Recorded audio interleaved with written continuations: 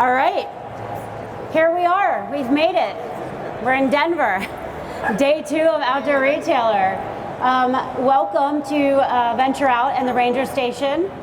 My name is Jeanine Pesce. My pronouns are she and her.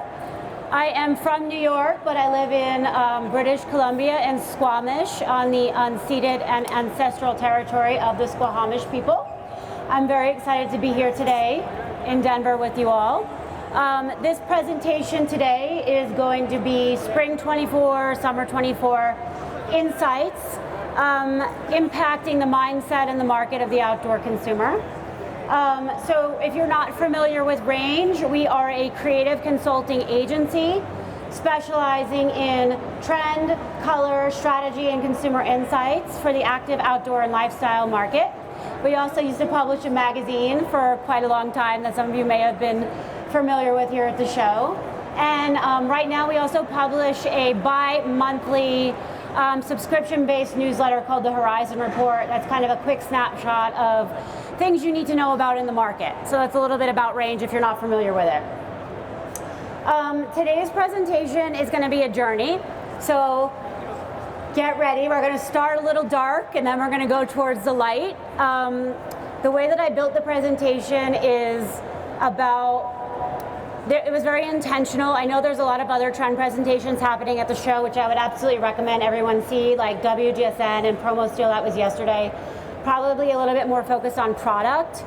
This presentation is definitely going to be more focused on drivers that are impacting the mindset of that consumer I mentioned. And they're actually going to be materializing in physical trend boards that I have behind me. So it's definitely a little bit of a different approach than we usually do. So the mindsets I cover here will map back to these trend boards I have behind me. So it'll be a fun little, again, journey as I mentioned. So a lot of the work that I do is rooted in method and understanding where the consumer at and what's driving them right now. So these big global drivers that impact, I think I keep losing the sound. Hey Dia, I'm going in and out. Sorry about that. These big global drivers that obviously impact the mindset of the outdoor consumer and the general consumer that will be important for the long term. They aren't just important in the short term. And right now I'm kind of looking at the STEEP method to analyze those. So digital transformation is really important, climate, conflict, and the global pandemic, and kind of how those all intersect. These next 3 slides aren't really meant to be shared in a big space, so they're a little in-depth, but we could get into them a little bit more.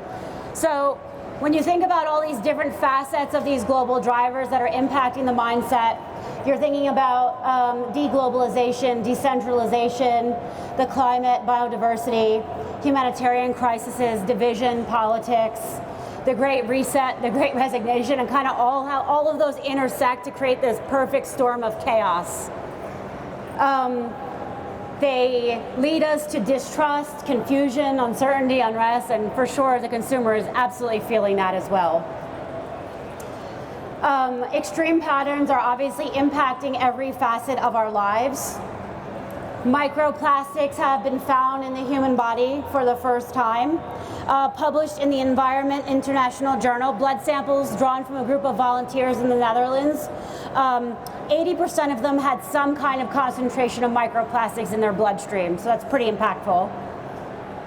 Our window to restore biodiversity is closing. Nature is declining globally at an unprecedented rate.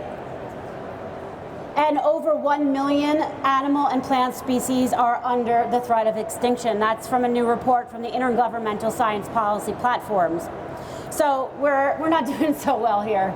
The human experiment isn't tracking or trending in the right direction. Consumers are trying to make sense of that new normal, where the pandemic, climate change, social injustice, and global conflict intersect. So it's pretty heavy. And we're watching it all play out on social media in real time, and it's impacting every single facet of our lives. It's estimated that between 3 billion and 4 billion people on the planet, almost half of the people on this planet have smartphones and are using social media to watch all of this play out in real time. Doctors in Canada are even prescribing patients visits to national parks in order to embrace and embody the healing facets of nature, because things have kind of gotten so bad. We're tired, we're traumatized, and we're sick of waiting for change. We're at a tipping point, abandoning our focus on individual achievement and replacing it with a mindset that is collective and creating change on a grassroots level. We expect brands to step in where governments have failed, calling for authentic action, reconciliation, and open source solutions.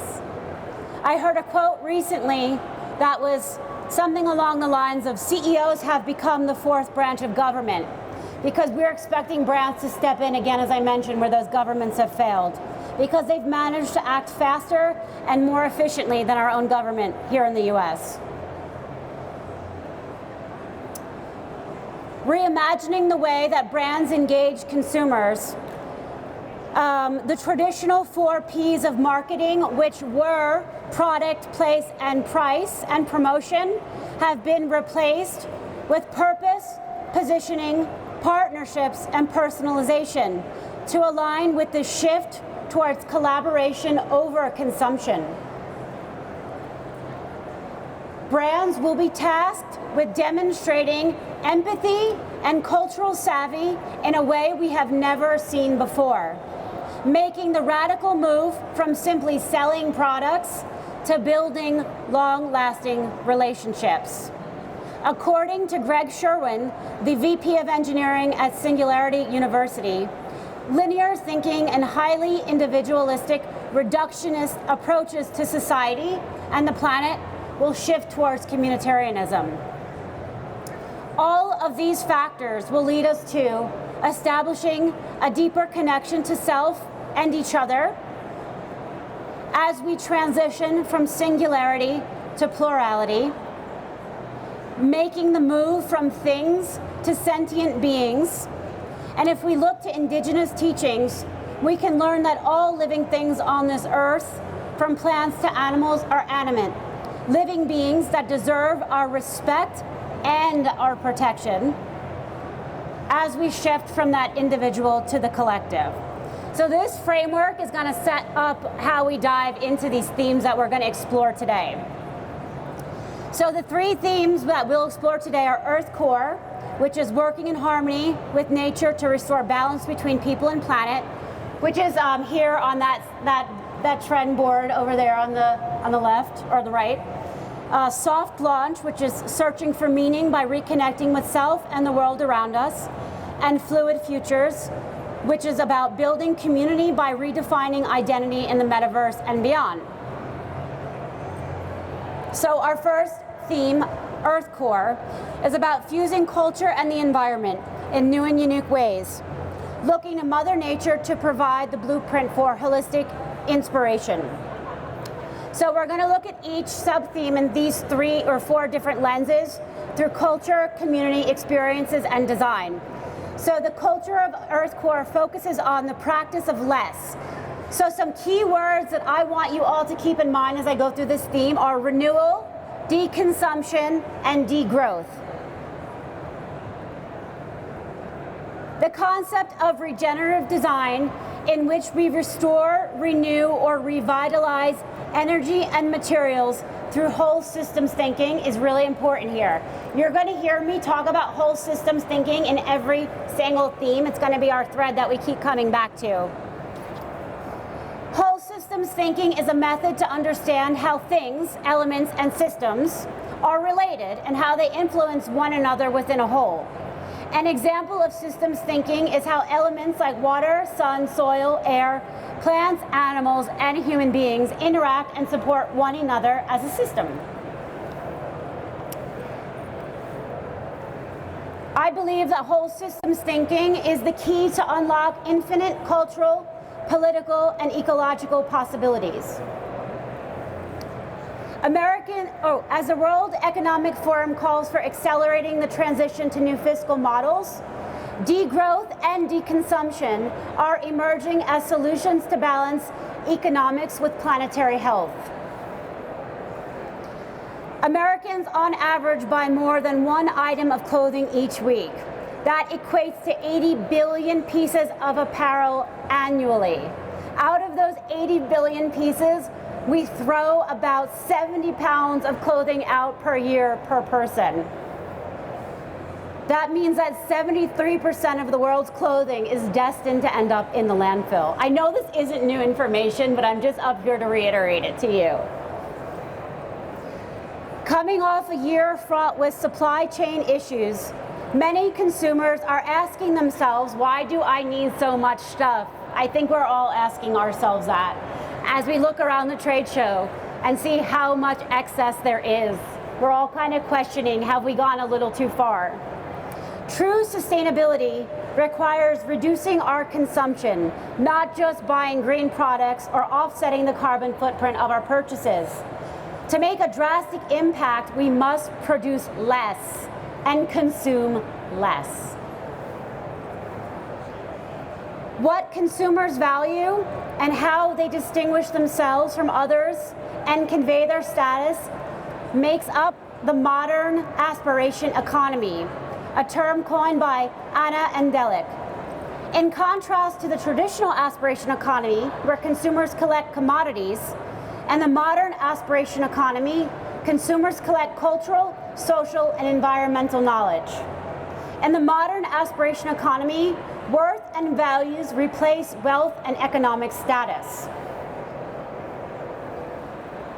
Brands are actually even starting to take note of this and engaging with an emerging genre of influencers called genuine influencers, who are more interested in using their platform to share advice, knowledge, and information than push actual products.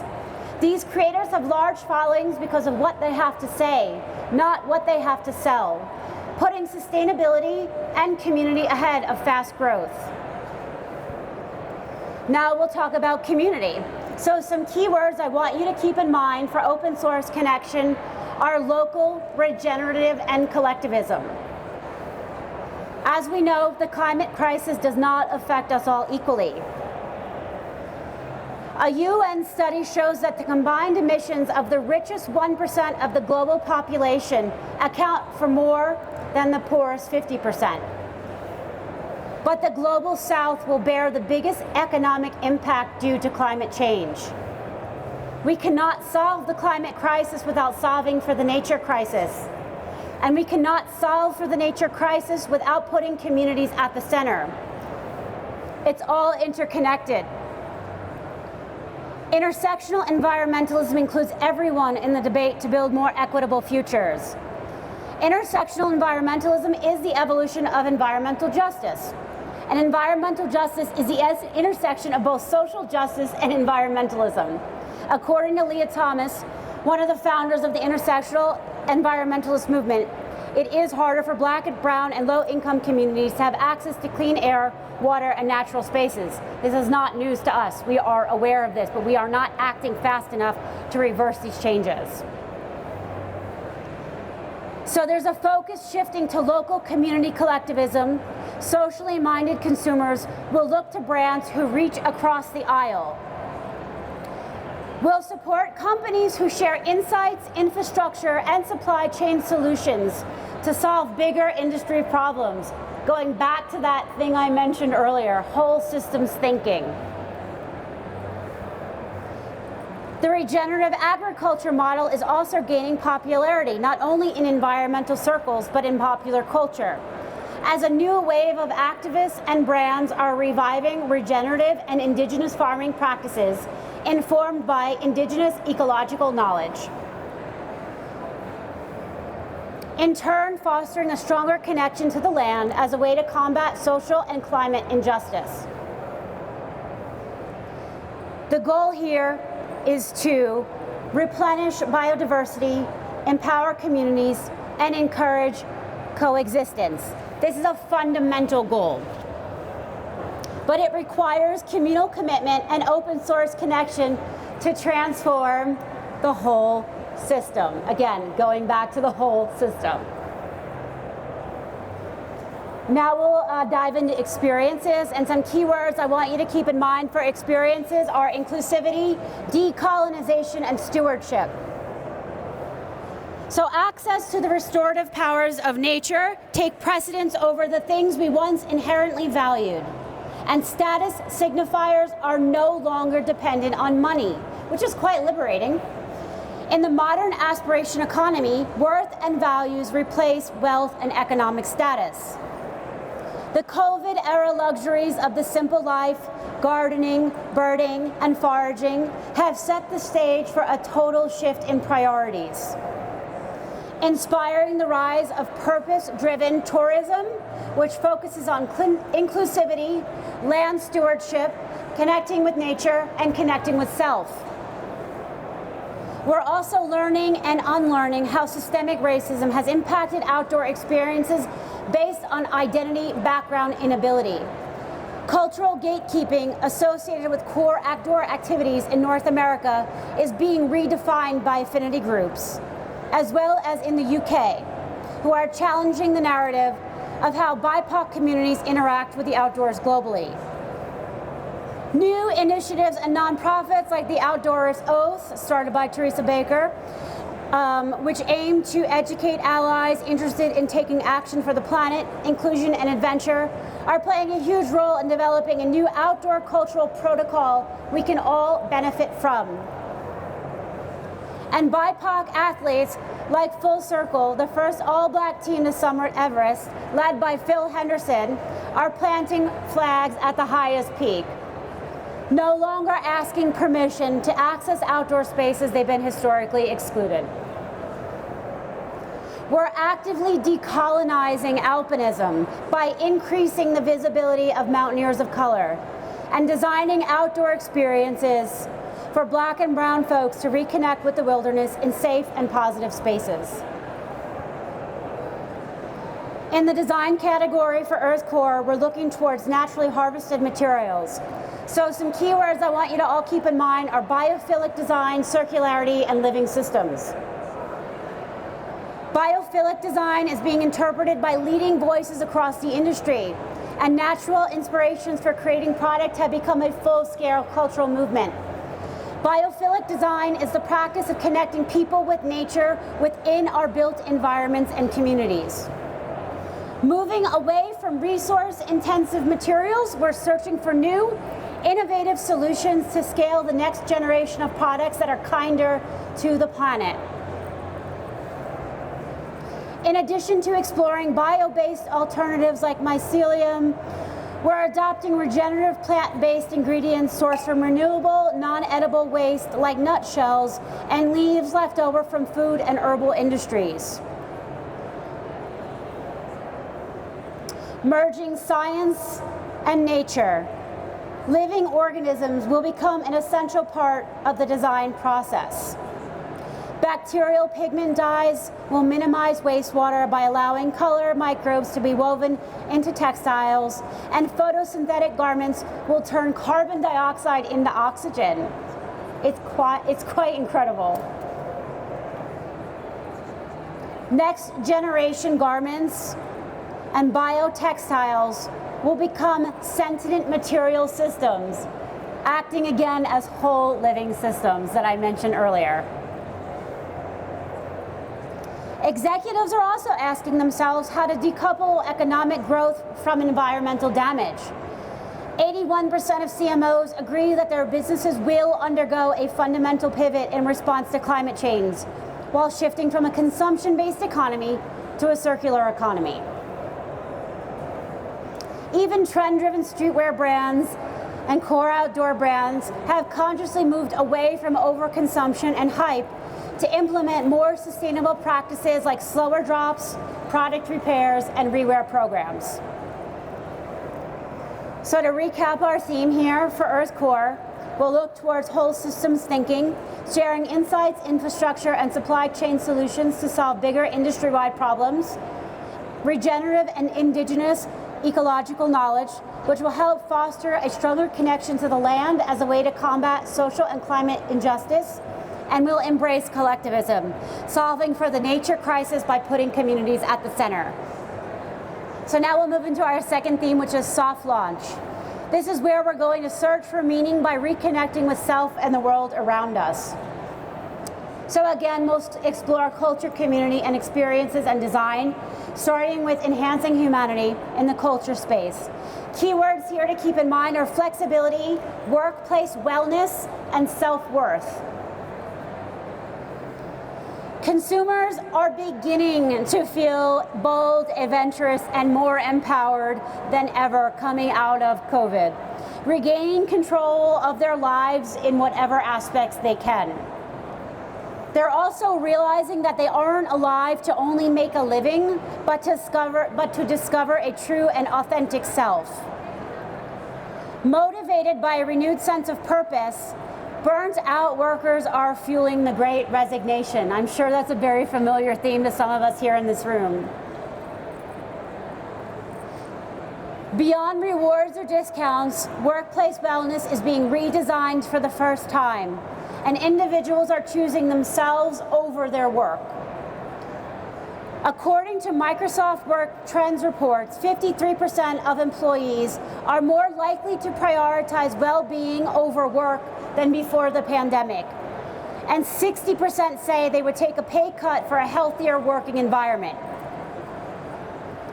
Taking a page from pilot programs launching in the UK, Ireland, Australia, and New Zealand, a new bill in California is proposing a reduced 4-day work week, which would free up people to live more enriching lives. With the return to cubicle life looming and the 9-to-5 workday fading, companies are scrambling to offer hybrid, flexible schedules and meaningful upgrades to this newly liberated workforce.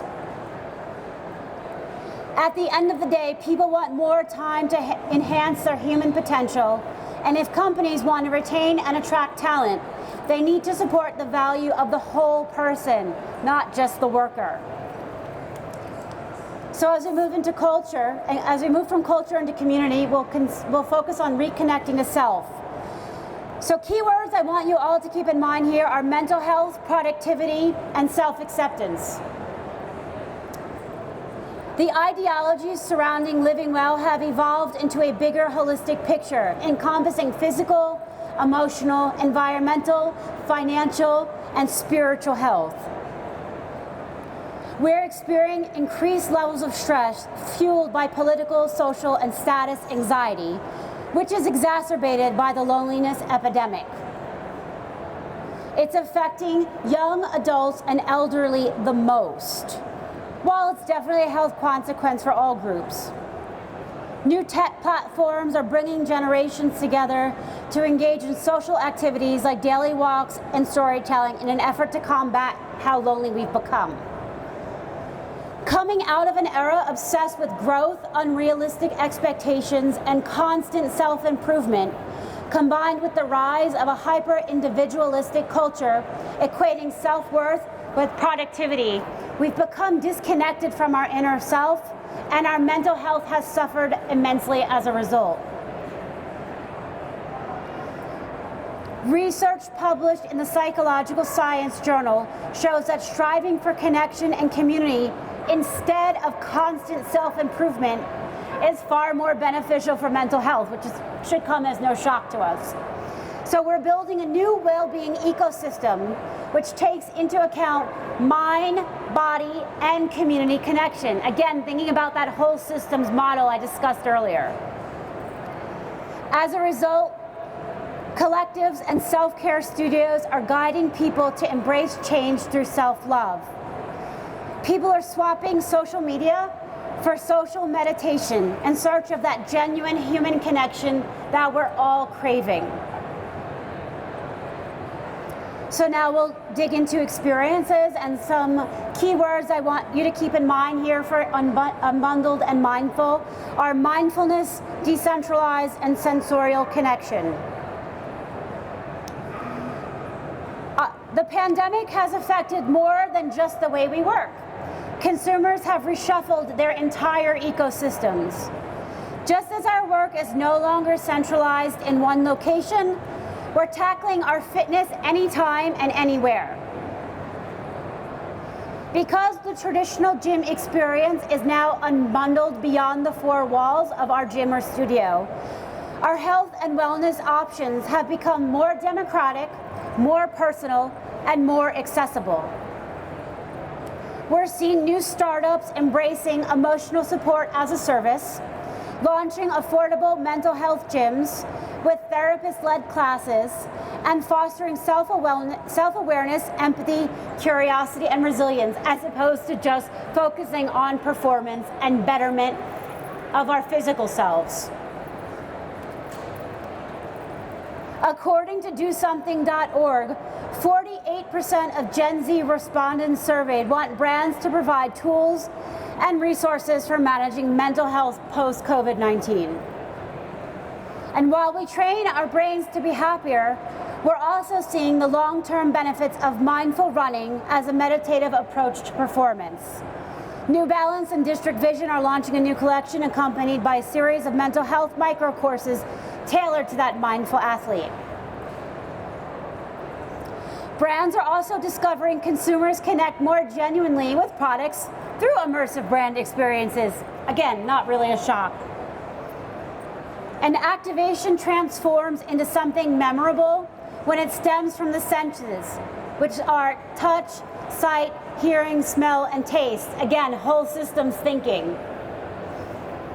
This sensorial tactic is creating a new level of synergy between brand and consumer as we slowly return to events and in-store experiences.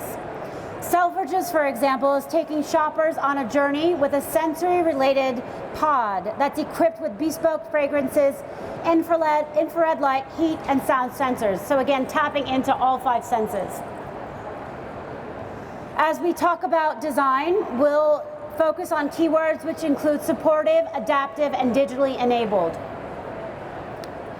The future of apparel will support our mental and our physical well-being. It will be dynamic, digitally enabled, and adaptable based on our personal preferences and performance needs. From programmable textiles to biofibers releasing healing minerals, the future of wear to heal apparel will link the mind and the body. A new age of ultra-personalized garments working as a living system will increase mindfulness through bio and vibro tactile feedback. Laura Deschel, for example, explores the therapeutic potential of combining knitted acupressure garments with a yoga-based movement practice for emotional healing. Smart textiles will help athletes regulate their breathing and adjust alignment to avoid injuries through haptic technologies. Stoko compression tights, as an example, integrate a system of cables which mimic the body's natural structure and provide support to prevent athletic injuries. Self-regulating programmable textiles will sense and analyze body functions, adjusting temperature to avoid the need for layering systems. Restorative matters and production development for a range of needs, stages, and abilities are also increasingly important. And again, we'll see CBD-infused topicals be integrated into apparel, essential oils and vitamins to support post-workout muscle relief. Representation matters, and product development for that range of needs will become critical. We cannot press the reset button without including everyone in the conversation. So design, innovation, and engineering must deliver adaptive features for people at every stage of their athletic journey. So to recap, soft launch, workplace wellness will be rethinking workplace wellness to meet the needs of the whole person, not just the worker. We will focus on becoming more emotionally available, recognizing that wellness needs to move with us through our physical and emotional journey. And clothing and textiles will embrace a wear to heal philosophy. And smart textiles will provide responsive healing support for a wide variety of needs. And now we'll jump into our final theme, which is phygital futures or fluid futures. So here we'll focus on culture, community, experiences, and design again, starting with culture and digital influence. So some keywords I want you to keep in mind here are escapism, personalization, and credibility. Digital escapism is a coping mechanism, an anecdote for things we experience in the actual world. In the metaverse, people can engage with art, culture, and commerce away from the trauma and stresses of daily life. The metaverse, which is a persistent and user-defined virtual space, provides a digital layer to everyday life, which we can escape to. The growing interest in a metaverse powered by decentralized systems like the blockchain are redistributing power from organizations and brands to creators by allowing people to monetize their digital content. This new creative economy puts community stakeholders front and center. The way we interact with social media is also changing.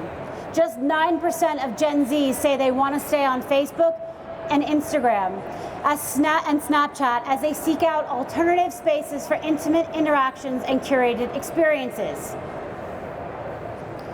Social tokens and NFTs are the new cultural clout, opening access to exclusive events, product drops, and the chance to co-create with brands. In Web3, companies will be expected to fill the role of digital influencer as a fully formed media creator, talent incubator, a collaboration platform, and cross-market product designers. Niche audiences are particularly valuable these days, especially with the rise of micro-meta communities. Aligning with the most relevant leaders and inviting them into the creation process is key to cultural authentic credibility. This is Ferocious, a trans artist in the NFT space that's grossed over $17 million as a digital artist, and partnering with Sotheby's. So just goes to show you that there is so much impact and influence when you align yourselves with the right cultural creators in the space. When we think about experiences and the community, fluid identity will come front and center. So keywords to keep in mind here are digital identity, self-expression, and experimentation. As the lines between the physical and digital continue to blur, we won't distinguish between URL and IRL. This was particularly true for Gen Z, with 35% saying there is no difference between their online and their offline selves. And some even consider their digital identity to be more authentic than their actual selves. Avatar customization provides infinite options for self-expression and room for everyone to be equal. Consumers not only consider avatars an extension of their identity, but they're also choosing to interact with them instead of traditional influencers because they're more authentic on topics like gender, age, and race. Shifting attitudes on identity are disrupting gender norms and ushering a new era of diversity and inclusion. For virtual societies, inclusive representation and safe experiences are key. While we're still limited by norms and stereotypes in real life, in the digital realm, we can experiment with gender identity. According to a study by Gucci and Irregular Labs, 25% of people between the ages of 15 and 29 accept their gender identification to change at least one time in their lives, which is pretty remarkable. Already one of the most racially diverse generations, these identity nomads don't want to be put in a box because they believe there is more than one way to represent themselves, and the metaverse gives them the opportunity to do so. As we think about experiences and social shifts, some keywords to keep in mind here are live stream retail, augmented reality, and avatars. Global live stream retail is expected to reach $6 billion this year. And retail's online engagement is growing as platforms continue to host live shopping experiences for consumers. Companies across all markets are taking on live streamed and collective shopping experiences, as well as tapping into Gen Z creators to develop unique TikTok-friendly content that is going viral. As I mentioned earlier, global live stream is expected to reach 6 billion this year and 25 billion by 23. So it's a critical area to put on your radar. 92% of Gen Z consumers also want to use augmented reality tools for e-commerce, and according to a recent Snapchat survey, are more likely than millennials and Gen X to buy a product they first experienced using AR, or augmented reality, which, to make it simple, is just basically a filter on Instagram, prompting brands to launch virtual try-on augmented reality campaigns as new digital channels and opportunities emerge. Whether on social media or in the metaverse, consumers are spending more and more time carefully curating their digital selves and investing to express their identities in the digital realm. So selling DTA, or direct to avatars, will become significantly more important as avatars, both human and totally virtual, emerge as the next generation of influencers and tastemakers. This is Prada's virtual avatar that they are positioning as their new global campaign ambassador. As more branded virtual worlds pop up across industries and digital-only spaces continue to transform, there is a unique opportunity to generate fresh engagement with new captive audiences. I'm sure some of you were at the Outside I/O event last night for Outside Magazine and their new Outerverse. Timberland has also launched a gamified digital experience called Tim's Trails, which allows visitors to explore the brand's past, present, and future through 6 brand-defining chapters in the metaverse. So it's happening. It's not just something we're talking about. For design tools, we're focusing on virtual production and dematerialization and personalization. So merging physical and digital product creation tools, we're digitizing the human body and using new scanning technology to create custom fit silhouettes for both virtual and physical items. According to Deloitte, fully customizable apparel is forecasted to gain 30% of the market share by 2030. And algorithm-designed AI will play an integral part in making designers into manufacturers. When rendering samples in 3D software like Crow, not Crow, digital twins of physical garments or wearables for avatars will become more important. And collaborating with experienced artists and designers that are already crafting digital fashion is critical. This is an image from a Zara campaign where each piece of apparel was available in a digital and a physical form. So your avatar could wear the exact same outfit that you are wearing in real life. Brands can also reduce their digital footprints with blockchain transparency tools to reduce waste and CO2 emissions. The production of a digital garment emits 97% less CO2 than making a physical garment. And 3D printing is transforming both the design process and the circular production economy by allowing designers to experiment with product without having to commit to a full production cycle. That's really liberating. As the digital and physical worlds collide, product creation and consumption will continue to dematerialize, empowering consumers to buy and download digital fashion items, ultimately leading to a decrease in demand for physical clothes, waste, and overproduction. Thinking again about that whole systems thinking concept I mentioned earlier. So to sum up our last theme here, Fluid Futures, we'll think about making everything metaverse, exploring digital frontiers that blur the lines between IRL and URL, the creator revolution, Web3 decentralization shifts from a brand to a community concept of co-creation, and gender identity being redefined and expressed through digital clothing, which feels more fluid. And I'm going to leave you all with this quote before I go, which is, we cannot solve our problems with the same thinking we used to create them.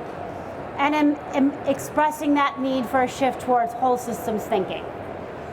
So thank you for your time today and for coming with me on that journey. I know it was a long rant and a ramble, but I appreciate you sticking with me. And I think the most important takeaway is that we are all stronger together. And if we can shift that thinking from individual to collective and that manufacturing process from individual to collective, we can make those big changes that we need to. So if you have any questions, feel free to come and ask me. And if you'd like to see how those mindsets materialize themselves into physical trends, you can take a look at the mood boards behind me in the booth. Thank you all, and have a great show.